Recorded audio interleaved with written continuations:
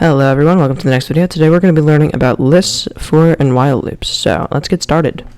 So a list is created in Python by creating a variable name for it. So we'll start off by creating a list called, my list. And it'll be equal to these two brackets. Now this creates what's known as an empty list. A list is just like a list in real life. It has elements stored by different current numbers. So we'll have 0.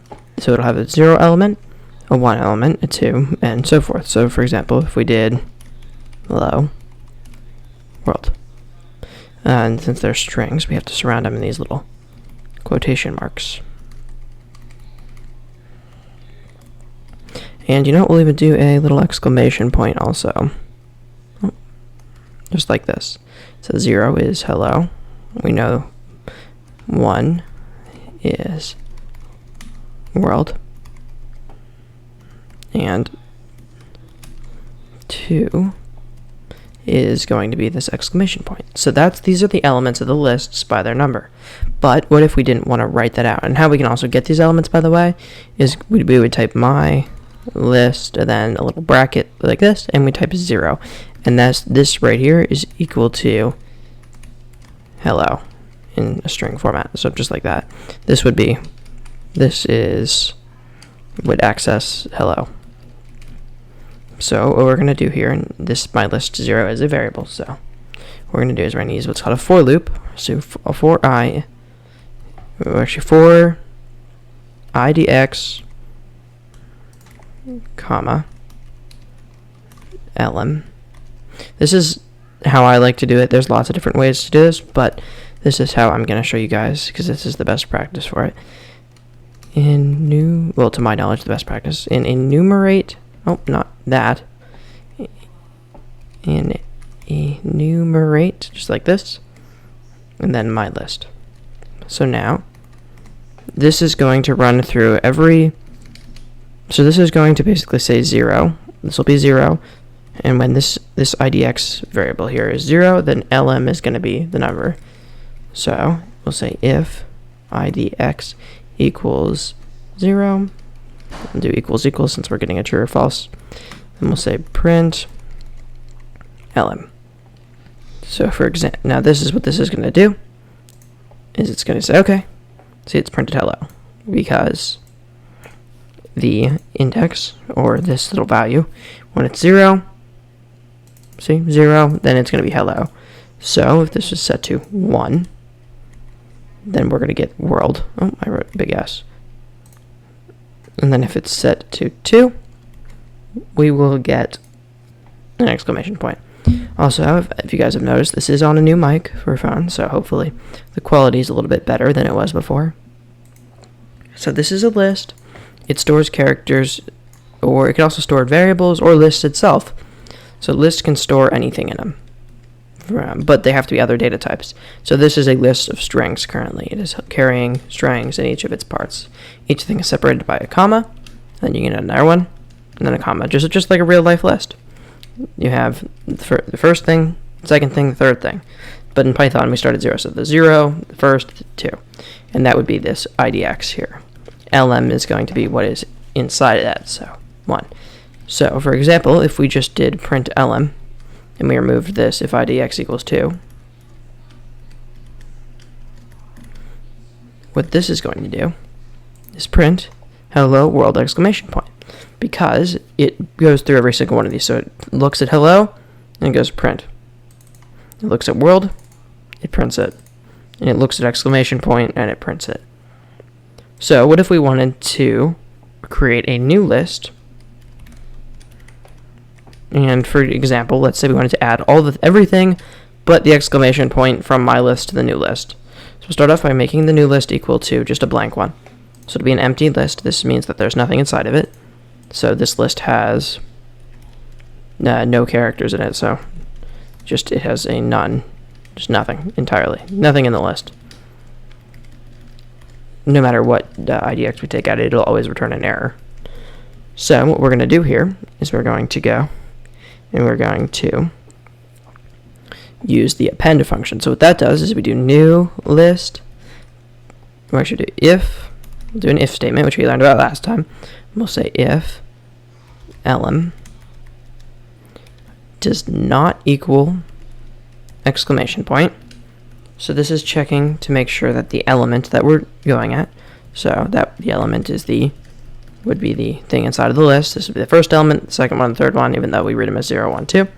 If the element is not an exclamation point, then what we'll do is we do new list dot append, and what that's going to do is add the element to it. And then if we go at the end of this, now I know this isn't best practice, we're not using a function surrounding it all, but we're not going to do that for now, just because I want to show you guys how this is just simple. We have to actually do a print around this, we can't just type it out here, so we'll do print new list, just like this.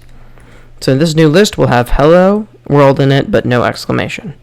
So let's run it, and you'll see we have hello and world, but no exclamation. And that's because we said if we're not looking at the exclamation, then we're going to add it to this list, and that's what this append does. Think of append as just saying put it in the list or add it to it. So we could also append the IDX, which should add 0 and 1 to it. See? Because these are everything that's not an exclamation point. So there's lots of uses for this. Let's also look at while loops real quick.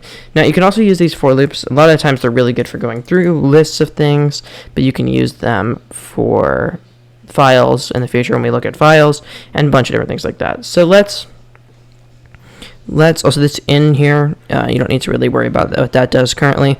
All you really need to worry about is just the syntax for how to go through a list. And that's how you do it. So let's really quickly take a look at how we can improve this. So what we're going to do is we will, well, not improve, but let's look at what other types of loops there are. Now you may remember last episode, by the way, these things are called comments. I'll have them as a next video, so you don't need to worry about them just yet. They don't do anything.